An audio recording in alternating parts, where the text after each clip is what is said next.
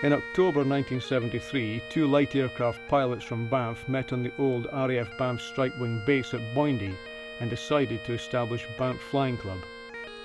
One was the late Bill Flett, who had positioned himself at the end of a derelict runway, holding a smoke flare above his head. The other was David Morgan at the controls of an aged Cessna 150, which he'd just flown from Aberdeen. After a couple of trial approaches, the Cessna was landed, the first of hundreds of light aircraft touchdowns that were to take place over the next decade or so, as the first aircraft to use the airfield swept in since it closed in 1946. More than 2 years of frantic work followed to transform the derelict site for aviation, and on June the 2nd, 1976, they officially opened Banff Flying Club with the Strike Wing Mosquito as their emblem, and the acclaimed RAF Banff CO, Sir Max Aitken, as their honoured guest. But the late Sir Max was not the only star. This rare and historically important movie was shot on opening day by local GP Dr. William Hossick and his son David on Kodak Standard 8 film using a Palliard Bolex 8mm camera. The centre of attraction was the former Perthshire-based Strathallan Aircraft Museum's 1946 Mosquito B-35, a target tug variant of the famous wooden wonder. Banff Flying Club had persuaded museum owner Sir William Roberts of Strathallan Castle to loan them the aircraft for opening day.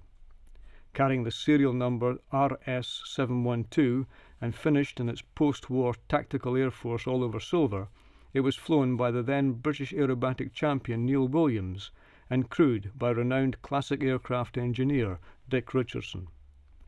It was the first return of a Mosquito to RAF Banff runways since the Strike Wing disbanded in 1945, and when its wheels lifted off the runway after the opening ceremony in the old control tower, it signalled the last departure ever of a Mosquito from what had been one of Britain's busiest and most significant maritime strike airbases.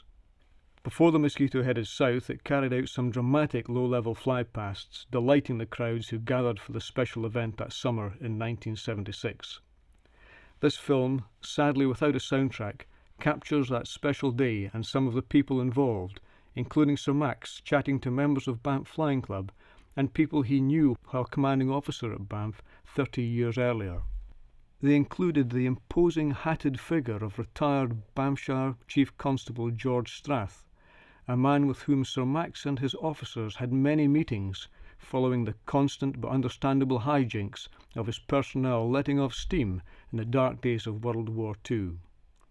On the ground are some of Banff Flying Club's aircraft and visiting machines, including a magnificent silver DH-87 Hornet Moth biplane, Gulf Alpha Echo Zulu Golf, which was a regular visitor to Banff from the south of England, flown by its owner, Mrs. Marion Wilberforce, despite being in her late 70s.